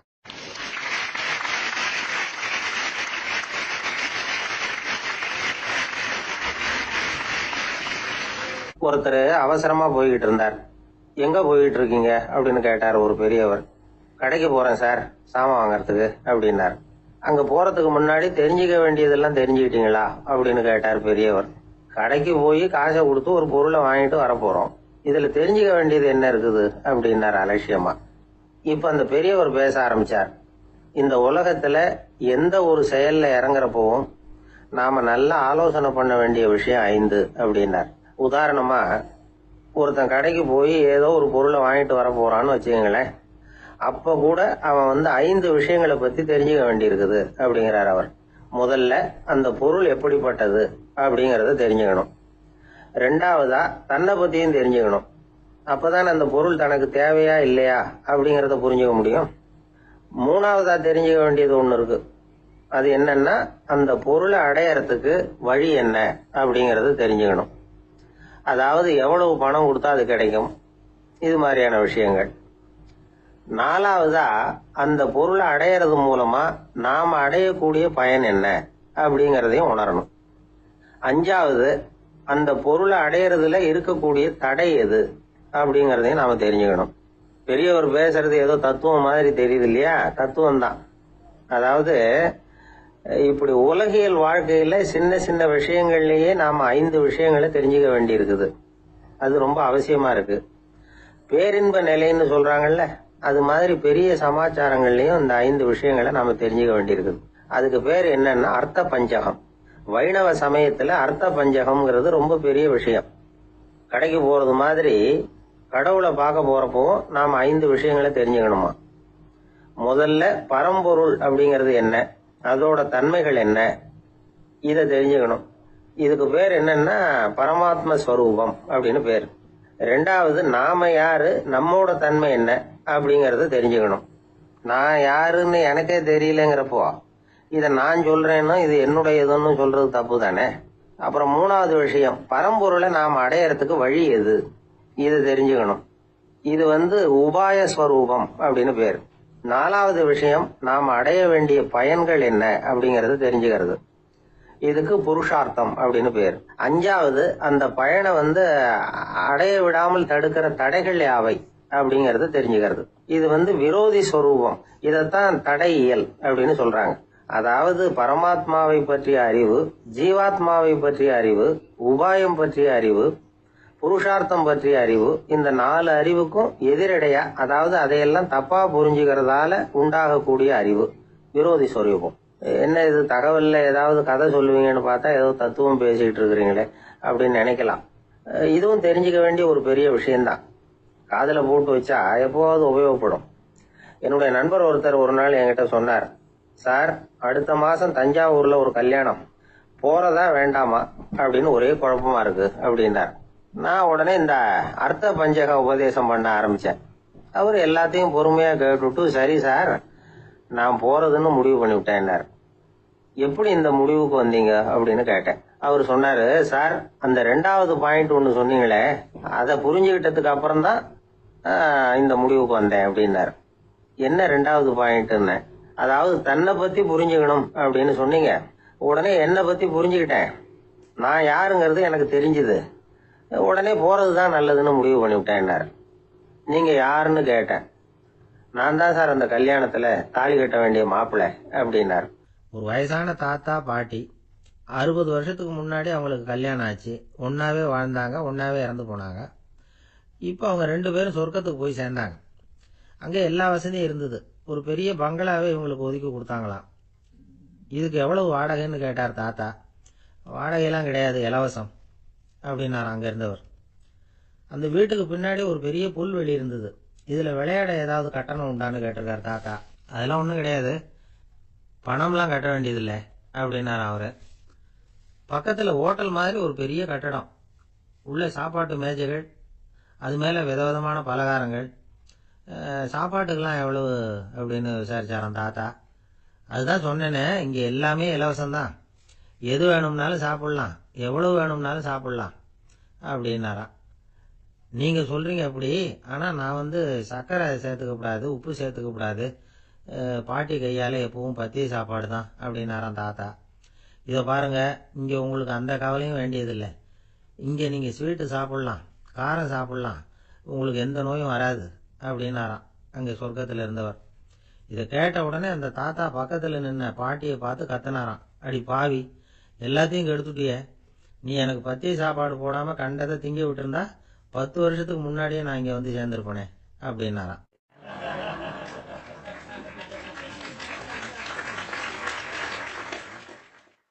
ஒரு சன்னியாசி, அவரு ஒரு நாள் ஒரு கனவு கண்டாராம். அந்த கனவுல அவர் சொர்க்கத்துக்கு போறார். அங்க ஒரு பெரிய திருவிழா நடந்துகிட்டு இருக்குது. எங்க பார்த்தாலும் அலங்கார வளைவுகள், வண்ணமயமான விளக்குகள், பாதைகள் பூரா மலர்கள், எல்லா கட்டடங்களும் ஒளிமயம். அவ்வளவு கோலாகலமா பிரம்மாண்டமா அந்த திருவிழா நடந்துகிட்டு இருக்குது. அது என்ன திருவிழாங்கிறது இந்த சன்னியாசிக்கு புரியல. அங்க எதிரில் வந்துகிட்டு இருந்த ஒருத்தரை நிறுத்தி, என்ன விசேஷம் இங்க அப்படின்னு விசாரிச்சாராம். உனக்கு தெரியாத விஷயம், இன்னைக்கு இறைவனுக்கு பிறந்த நாள், அதை தான் எல்லாரும் சேர்ந்து கொண்டாடுறோம். இதுக்காக பிரம்மாண்டமான ஊர்வலம் ஒன்று வரப்போகுது, இறைவனே அந்த ஊர்வலத்துல கலந்துகிறார் அப்படின்னாரு அவரு. உடனே அந்த சன்னியாசி ஒரு மரத்து நிழல்ல ஒதுங்கி நின்றுகிட்டார். ஊர்வலம் வந்துகிட்டு இருக்குது. முதல்ல ஒரு குதிரை வந்துகிட்டு இருக்கு, அது மேல ஒருத்தர் உட்காந்துருக்கிறார். அவருக்கு பின்னாடி நிறைய பேர் கூட்டமா வந்துகிட்டு இருக்கிறாங்க. இவ்வளவு கூட்டம் இவர் பின்னாடி வருதே, யார் இவரு அப்படின்னு கேட்டார். ஒரு மதத்தின் பெயரை சொல்லி, இவர் அந்த மதத்தின் தலைவர், அவரை பின்பற்றுகிற மக்கள் கூட்டம் பின்னாடி வந்துகிட்டு இருக்குது அப்படின்னு விவரம் சொல்லியிருக்கிறாங்க. இவங்களுக்கு அடுத்தபடியா இன்னொரு குதிரையில ஒருத்தர் வந்துகிட்டு இருக்கிறார். அவருக்கு பின்னாடி ஏகப்பட்ட கூட்டம். இவர் யாருங்க அப்படின்னு கேட்டிருக்காரு சன்னியாசி.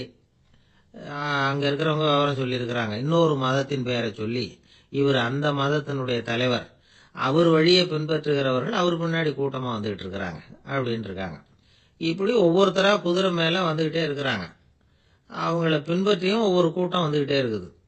அந்த பெரிய ஊர்வலம் அது பாட்டுக்கு போயிட்டு இருக்குது. கடைசியா அது முடிஞ்சது ரொம்ப நேரம் கழிச்சு. அதுக்கப்புறம் கொஞ்ச நேரம் கழிச்சு ஒரு வயசான ஆள் குதிரை மேல வந்துகிட்டு இருக்கிறார். ஆனா அவருக்கு பின்னாடி யாருமே இல்லை. அவரு பரிதாபமா தனியா வந்துகிட்டு இருக்கிறார். அவரு அந்த ஊர்வலத்தை சேர்ந்தவரா இல்லையாங்கிறதே தெரியல. இவர் யாரு, இவர் ஏன் இப்படி தனியா வந்துகிட்டு இருக்கிறார் அப்படின்னு கேட்டிருக்காரு அந்த சன்னியாசி. என்னது இப்படி கேக்குறீங்க, இவர் தான் கடவுள், இவருக்காக தான் இன்னைக்கு இந்த ஊர்வலமே நடக்குது, இவருக்கு தான் இன்னைக்கு பிறந்த நாள், முன்னாடி போற ஊர்வலம் பூரா இவருடைய பிறந்த நாளை கொண்டாடுறதுக்காக தான் அப்படின்னு இருக்காங்க. இதை கேட்டதும் அந்த சன்னியாசிக்கு திடுக்குன்னு தூக்கி போட்டிருக்கு. இது வரைக்கும் கனவு கண்டுகிட்டு இருந்தவர் மூச்சுக்கிட்டார். அதுக்கப்புறம் தான் யோசிச்சு பார்த்திருக்கார். உண்மைதான், மக்கள் எல்லாரும் பக்தி மார்க்கத்துல போறதா நினைச்சுக்கிட்டு பாதை மாறி போயிட்டு இருக்கிறாங்க. கடவுளை பின்பற்றுவதாக நினைக்கிறாங்க பக்தர்கள். ஆனா கடவுளுக்கு பின்னாடி யாருமே இல்லை. இன்னமும் இயல்பா இதை பத்தி யோசிச்சு பார்த்தா, உண்மைக்கு பின்னாடி தான் நான் போயிட்டு இருக்கேன் அப்படின்னு நிறைய பேர் சொல்றாங்க. ஆனா அந்த உண்மை அனாதையா போயிட்டு இருக்குது. அப்படி ஆயிட்டுது உலகம். இந்த காலத்திலும் ஒரு ஊர்வலம், ஒரு பெரிய மனுஷருக்கு பிறந்த நாள் விழா. அவரு குதிரை மேல ஏறி முன்னாடி போயிட்டு இருக்கிறார். அவருக்கு பின்னாடி ஒரு 100 பேர் தொண்டர்கள் அவங்க பாட்டுக்கு போறாங்க. எல்லாம் பணம் கொடுத்து ஏற்பாடு பண்ணவங்க. எல்லாம் பணம் வாங்கிட்டு முன்னாடி போயிட்டு இருக்கிறாங்க. கொஞ்ச தூரம் நடந்ததும் கால் வலிக்க ஆரம்பிச்சுட்டுது. ஒவ்வொருத்தரும் அப்படியே ஒதுங்க ஆரம்பிச்சுட்டாங்க. அதான் முன்னாடியே பணம் கிடைச்சிட்டுதே, இனிமே ஒதுங்கினா என்னன்னு ஒதுங்கிட்டாங்க. ஒரு கட்டத்துல குதிரையில போறவர் தற்செயலா திரும்பி பாக்குறாரு, பின்னாடி யாருமே இல்லை, எல்லாரும் ஓடி போயிட்டாங்க. ஒரே ஒரு ஆள் மட்டும் ரொம்ப விசுவாசமா பின்னாடி நடந்து வந்துகிட்டு இருந்தான். ஏன்பா நீ மட்டும் வந்துகிட்டு இருக்கிறியே, நீ வீட்டுக்கு போகலையான்னு கேட்டிருக்காரு அவரு. நீங்க அந்த குதிரையையும் அதுக்குள்ள வாடகை பணத்தையும் கொடுத்துட்டீங்கன்னா நானும் போயிடுவேன் அப்படின்னு நானா இந்த ஆள்.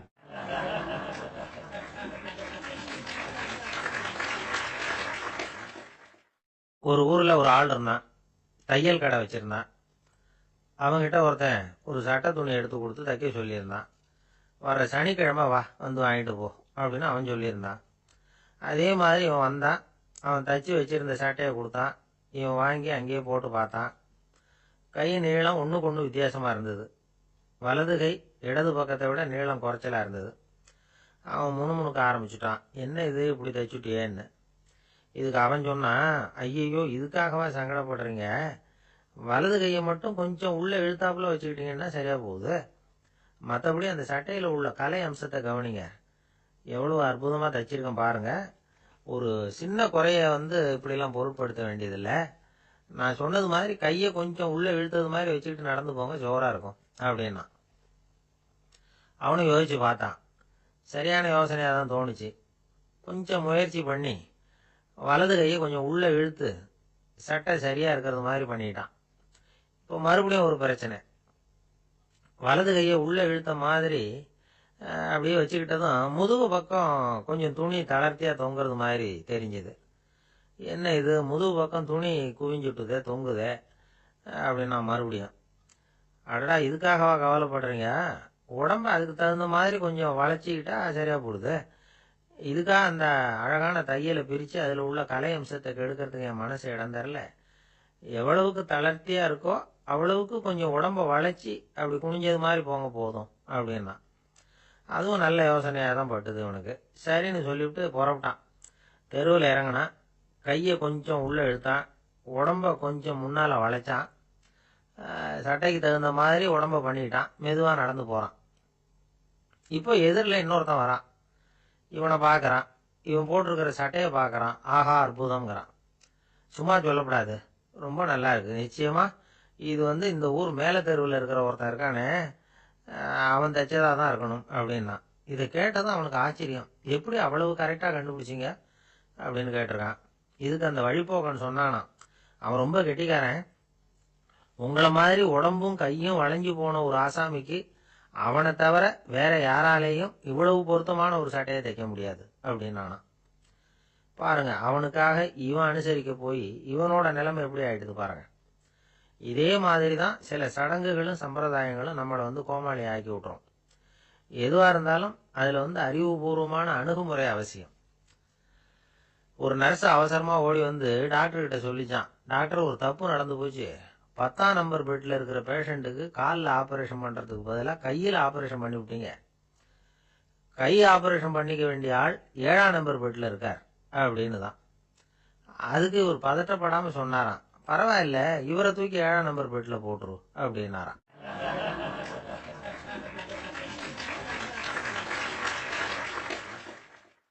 ஒரு மாணவனை பார்த்தேன். என்ன தம்பி படிப்புலாம் எப்படி இருக்குது அப்படின்னு விசாரிச்சேன். அவன் ரொம்ப அழுதுகிட்டான். நான் நல்லா தான் சார் படிக்கிறேன், இருந்தாலும் புத்தியில் சரியாக ஏற மாட்டேங்குது சார் அப்படின்னா. சரி, இவனும் நம்ம ரகம்தான் அப்படின்னு சொல்லி முடிவு பண்ணிட்டோம். கல்வி கற்கக்கூடிய ஒரு மாணவன் சம்பந்தப்படுற புத்திகள் பல வகை. அதை பற்றி ஒரு பெரியவர் விளக்கி இருக்கிறார். மிருத்து புத்தின்னு ஒன்று இருக்குதான். மிருத்துன்னா மண்ணு. மண்ணால் செவுறு கட்டுறோம்ல, மண் சுவரில் ஆணி அடிக்கிறதும் சுலபம், அதை பிடுங்கி எடுக்கிறதும் சுலபம். அது மாதிரி சில பேர் குரு சொல்லி கொடுக்கறத சுலபமாக கேட்டு தெரிஞ்சு வச்சுக்குவாங்க, கொஞ்ச நேரத்தில் சுலபமாக மறந்தும் போயிடுவாங்க. இது மிருத்து புத்தின்னு பேர், மண் புத்தி. தாரு புத்தின்னு ஒன்று உண்டான். தாருன்னா மரம். அதில் பச்சை மரத்தில் ஆணி அடிக்கிறது சுலபம், ஆனால் அது எடுக்கிறது கஷ்டம். அது மாதிரி ஆசிரியர்கிட்ட இருந்து கேட்டதை கவனமாக மனசில் பதிய வச்சுக்கிட்டு அதை மறக்காமல் இருக்கிறது தாரு புத்தி. பட்டை மரமாக இருந்தால் அதில் ஆணி அடிக்கிறதும் கஷ்டம், அடிக்கிற ஆணியும் சீக்கிரம் நழுவிடும். அது மாதிரி கேட்குற விஷயம் மனசில் பதியறதும் கஷ்டம். அப்படியே பதிஞ்சாலும் அது நீடிச்சு இருக்கிறதும் கஷ்டம், கொஞ்ச காலத்தில் மறந்துடும். இன்னொரு வகை புத்தி ஒன்று உண்டு. அதுக்கு பேர் சிலா புத்தின்னு பேர். சிலான்னா கல். ஒரு கருங்கல்லில் 4 துளையை போட்டு ஒரு துளையில உளிய வச்சு அடிச்சா மற்ற துளை வழியாகவும் பிளந்து கல் 2ஆயிடும்.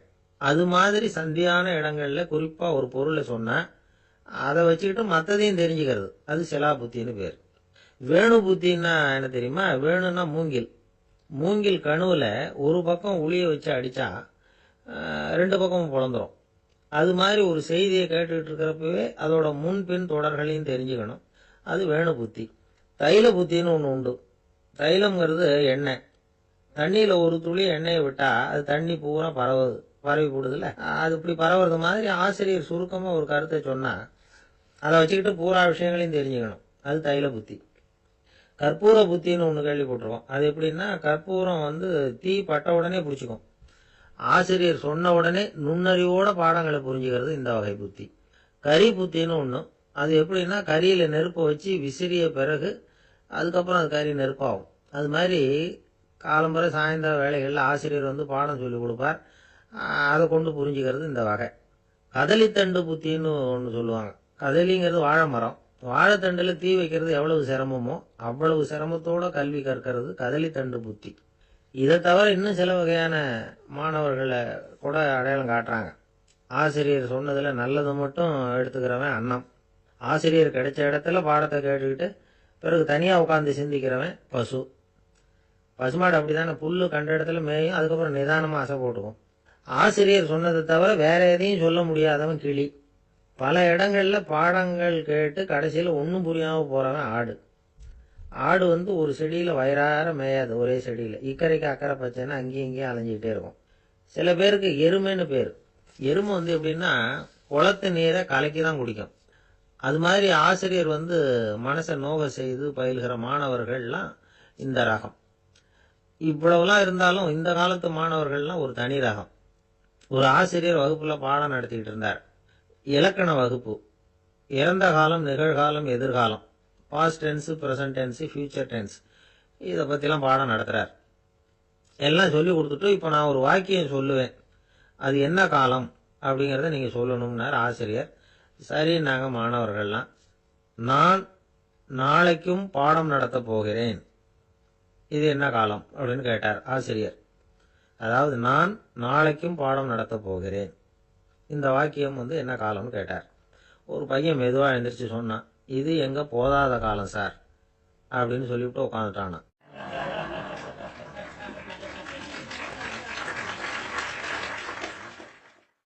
ஒரு ஊர்ல ஒரு பெரிய செல்வந்தர் இருந்தார். பணத்துக்கு பஞ்சம் இல்லை. அதனால இந்த உலகத்துல முடியாத காரியம் எதுவும் இல்லைன்னு நினைச்சார். பணம் இருந்தாலும் அந்த நினைப்பு தானா வந்துடும். அதனால இவரும் அப்படி நினைச்சதுல ஒன்றும் தப்பு இல்லை. அந்த ஊருக்கு குருநானக் ஒரு தடவை வந்தார். அவருக்கு இந்த செல்வந்தர் ரொம்ப பிரமாதமா ஒரு வரவேற்பு கொடுத்தார். ஊர் எல்லையிலேயே எங்க வீட்டுக்கு விருந்து சாப்பிட்டுட்டு போகணும்னு கேட்டுக்கிட்டார். அவரும் சரின்னு ஒத்துக்கிட்டார்.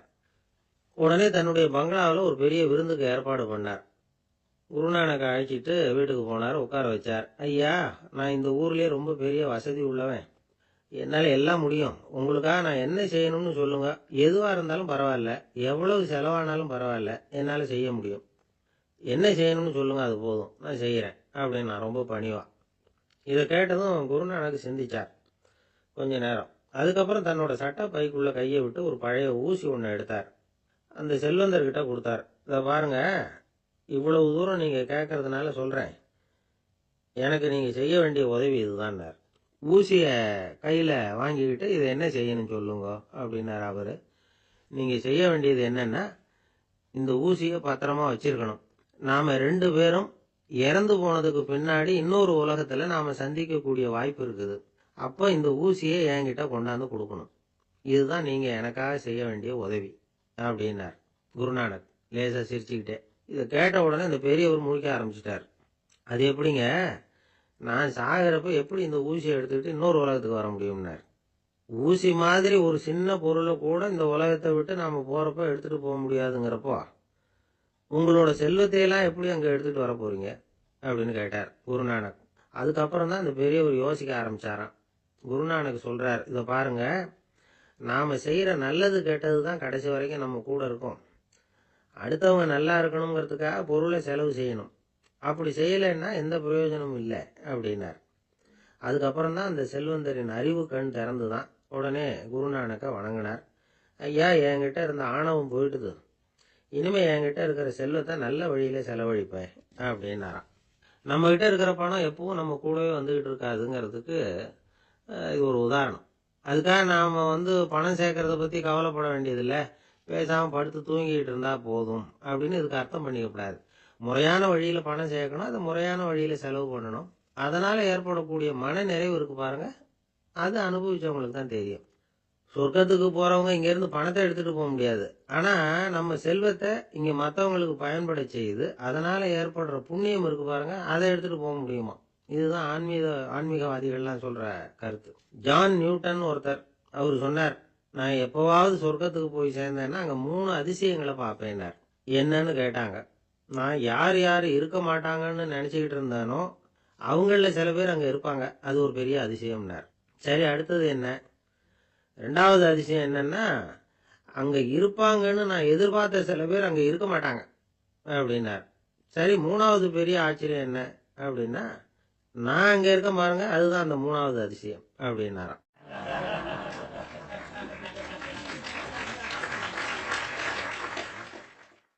ஒருத்தர் ஓடி வந்தார், இன்னொருத்தரை பார்த்து, சார் உங்க சைக்கிளை ஒரு நாள் இரவல் கொடுங்களேன், பக்கத்து ஊருக்கு போயிட்டு வர வேண்டியிருக்கு அப்படின்னார். இவர் சைக்கிளை கொடுத்து பத்திரமா கொண்டுட்டு போங்கன்னார். சார், இதை பத்திரமா கொண்டு போறேன், கவலையே வேணாம், ஏன்னா இது உங்களோட சைக்கிள் அப்படின்னு நான் நினைக்கல, என்னோட சைக்கிளா நினைக்கிறேன் அப்படின்னார். அதுக்கப்புறம் தான் இவருக்கு உண்மையாவே பயம் வந்துட்டுது. ஏன்னா அவர் சொன்னது மாதிரி அதை தன்னோட சைக்கிளாவே நினைச்சு தள்ளிட்டு போட்டா என்ன பண்றது? எது எதை நம்முடையதா நினைக்கணுங்கிறதுக்கு ஒரு வரையறை இருக்கு. சில பேர் ஆபீஸையே வீடா நினைச்சு விடுறது உண்டு. அப்படிப்பட்டவங்க கூட வீட்டை ஆபீஸா நினைக்கிறது இல்லை. ஏன்னா வீட்டில் இவர் ஆபீஸரா நடந்துக்க முடியறதில்ல. இதெல்லாம் ஒரு பக்கம் இருக்கட்டும், இப்போ விஷயத்துக்கு வருவோம். பொறியியல் மேதை டாக்டர் விஸ்வேஸ்வரய்யா இருந்தார் இல்லையா, பாரத ரத்னா விருதெல்லாம் கொடுத்தாங்களே. ஆபீஸ் வேலை வேற, சொந்த வேலை வேற அப்படிங்கிறதுக்கு ஒரு உதாரணமா இருந்தவர் அவர். மைசூர் மகாராஜா கிட்ட திவானா இருந்தார். அவர் ஒரு நாள் அரசாங்க வேலை காரணமா வெளியூர் போயிருந்தார்.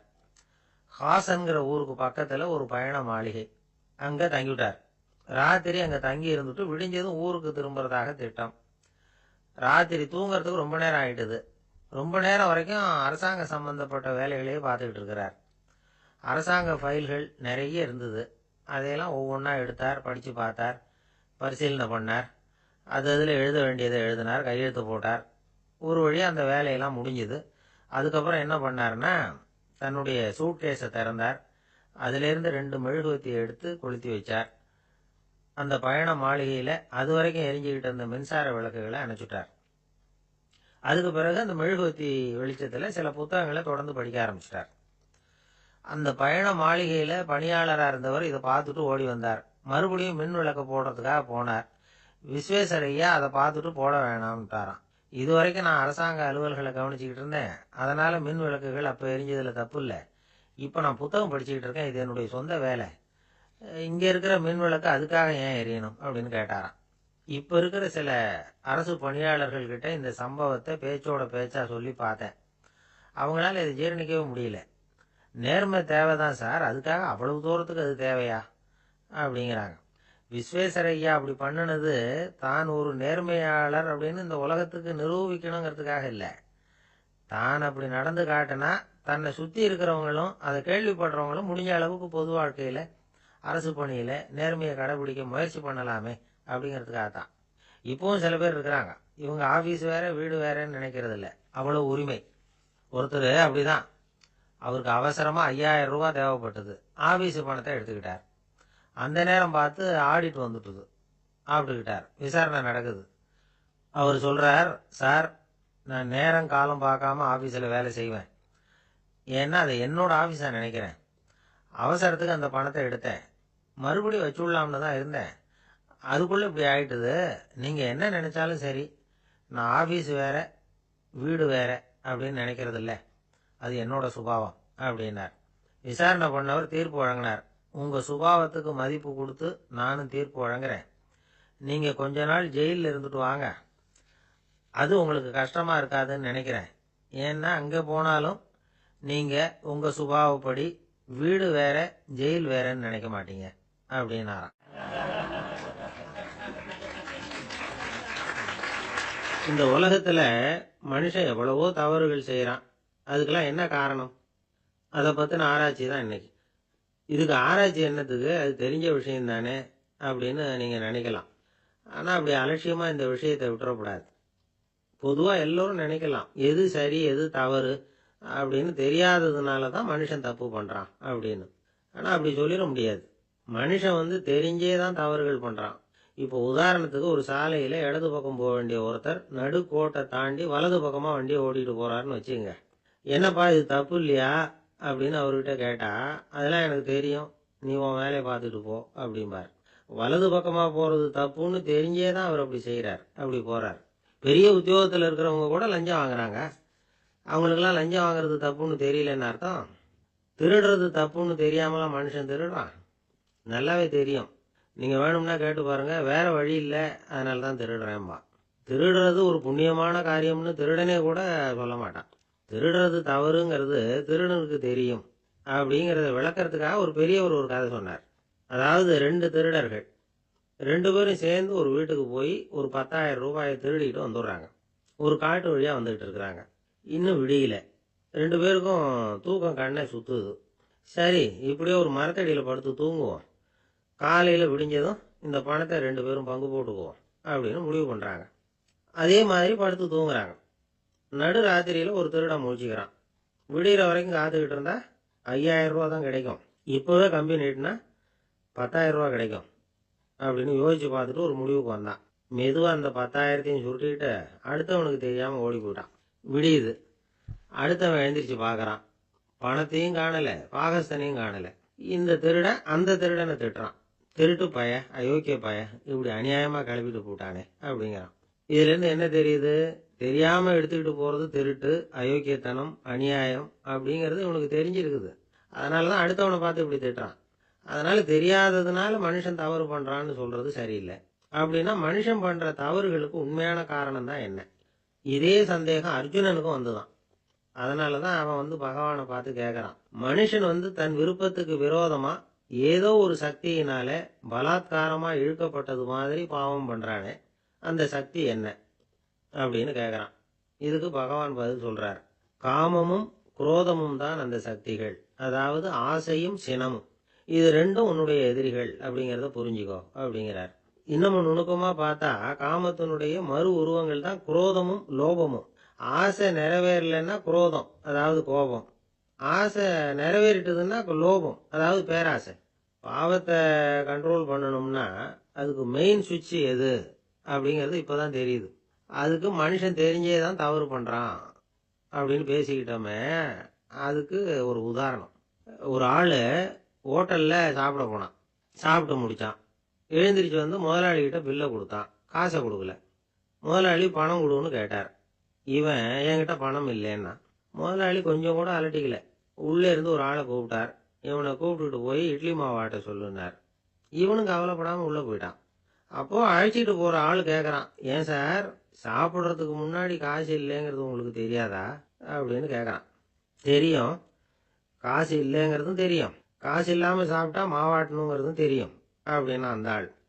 அப்படின்னா நீங்க உங்க வீட்லயே சாப்பிட்டு இருக்கலாமே அப்படின்னு கேக்குறான் அவன். அதுக்கு இவர் சொல்றாரு, அது எப்படி, அங்க சாப்பிட்டாலும் நான் இதே வேலையை தானே செய்ய வேண்டியிருக்கும் அப்படின்னாராம்.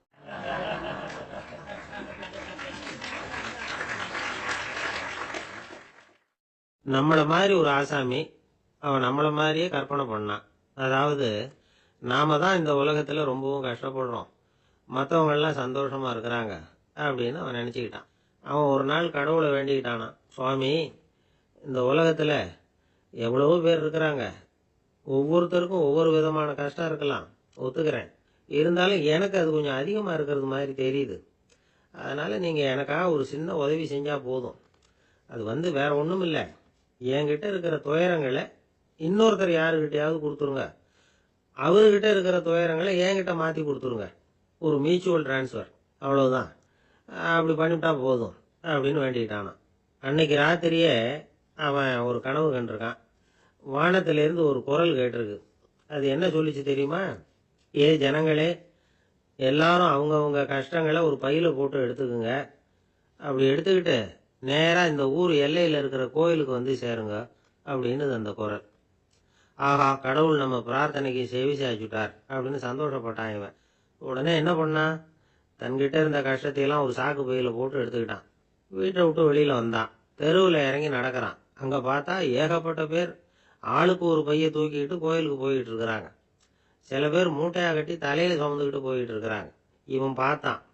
இவனுக்கு ரொம்ப ஆச்சரியமா இருந்தது.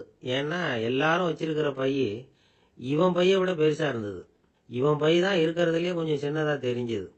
இப்ப அவன் மறுபடியும் சாமியை வேண்டிக்கிட்டான், கடவுளே இப்போ உள்ள சூழ்நிலையை கவனிச்சா என்கிட்ட இருக்கிற பையே பரவாயில்லன்னு தோணுது. அதனால வேற ஒரு பை எதையும் மாற்ற வேணாம், இதுவே பரவாயில்ல, இந்த பையோட திரும்பி வீட்டுக்கு போனா போதும்னு நினைக்கிறேன் அப்படின்னு எதோ நினைக்க ஆரம்பிச்சுட்டான் அவன். எல்லாரும் கோயிலுக்கு போய் சேர்ந்தாங்க. கோயில்ல அந்த குரல் மறுபடியும் கேட்டுது. எல்லாரும் அவங்கவுங்க பைகளை சுகத்துல தொங்க விடுங்க, திடீர்னு விளக்குகள் அணையும், மணி அடிக்கப்படும், அதுதான் அடையாளம். அந்த சமயத்துல இருட்டுல உங்களுக்கு வேண்டிய பைய நீங்க மாத்தி எடுத்துக்கலாம், தேர்ந்தெடுத்துக்கலாம். வெளிச்சம் இருக்கிறப்பவே உங்களுக்கு பிடிச்ச பைக்கு பக்கமா பார்த்து நீங்க நின்றுக்கலாம் அப்படின்னு சொல்லி விவரம் சொல்லிச்சான் அந்த குரல். அப்படி சொன்னதுக்கு அப்புறம் திடீர்னு விளக்கு அணைஞ்சுது, மணி அடிச்சுது. கொஞ்ச நேரம் கழிச்சு மறுபடியும் விளக்குகள்லாம் எரிஞ்சுது. இப்போ பார்த்தா எல்லாரும் அவங்கவுங்க பையையே கெட்டியா பிடிச்சிட்டு நிக்கிறாங்க. இவனும் அப்படியே நிக்கிறான். இவன் மெதுவா பக்கத்துல நிக்கிறவங்கிட்ட கேட்டானா, ஏன் நீங்க பைய கையிலேயே வச்சிருக்கிறீங்க, செவுத்துல மாட்டலையா அப்படின்னு கேட்டிருக்கான். இல்லப்பா, நீ ஏன் கையிலேயே வச்சிருக்கிறியோ அதே காரணத்துக்காக தான் நாங்களும் வச்சிருக்கிறோம். நம்ம கவலைகளை பத்தி நமக்கு ஓரளவுக்காவது தெரியும். ஆனா மற்றவங்க கவலைகள் நமக்கு பரிச்சயம் இல்லாதவை, பழக்கம் இல்லாதது. அதனால நமக்கு தெரிஞ்ச கவலைகளை சமாளிக்கிறது சுலபம். தெரியாததை சமாளிக்கணும்னா மறுபடியும் ஆரம்பத்துல இருந்து ஆரம்பிக்கணும். அதனால பழைய நண்பர்களோட வாழறது தான் மேல் அப்படின்னு நானான். அதுக்கப்புறம் அவன் தன்னோட பையே போதும்னு வீட்டுக்கு திரும்பி வந்துட்டானான். இது ஒரு பெரியவர் சொல்லியிருக்கிற கதை. அதனால நம்ம கிட்ட இருக்கிற கஷ்டங்கள் தான் பெருசு, அதை இன்னொருத்தங்கிட்ட கொடுத்துட்டு மாத்திக்கலாம் அப்படின்னு நினைக்கிறது தப்பு. இதே மாதிரி இன்னொரு சம்பவம். ஒரு ஊர்ல ஒரு நாள் ராத்திரி ஆகாயத்திலிருந்து கடவுள் குரல் கேட்குது. இந்த ஊர்ல இருக்கிற ஜனங்கள்லாம் கொஞ்சம் கவனிங்க, உங்களுக்கு ஒரு செய்தி. அதாவது இங்க இருக்கிற ஜனங்கள்லயே கொஞ்சம் கூட கவலையே இல்லாத ஆள் யாருன்னு எனக்கு தெரியணும். அதனால எல்லாரும் அவங்கவுங்க கவலைகளை ஒரு பையில போட்டு எடுத்துக்கிட்டு கோயிலுக்கு வாங்க அப்படின்னாரு கடவுள். உடனே வரிசையா எல்லாரும் வர ஆரம்பிச்சாங்க. எல்லார் கையிலயும் பை இருந்தது, சின்னதும் பெருசுமா. கவலையே இல்லாத ஆள் யாருன்னு தேடினார் கடவுள். ஒரே ஒரு ஆள் மட்டும் கையில எதுவும் இல்லாம வெறும் கையை வீசிக்கிட்டு ரொம்ப ஜாலியா நடந்து வந்துகிட்டு இருந்தான். கடவுள் அவங்ககிட்ட போனார். ஏன்பா உனக்கு கவலையே இல்லையா அப்படின்னு கேட்டார். எனக்கும் சில கவலைகள்லாம் உண்டு அப்படின்னு அவன். எங்க அதெல்லாம்னு கேட்டிருக்காரு கடவுள். பின்னாடி லாரியில வந்துகிட்டு இருக்கு அப்படின்னு அவன்.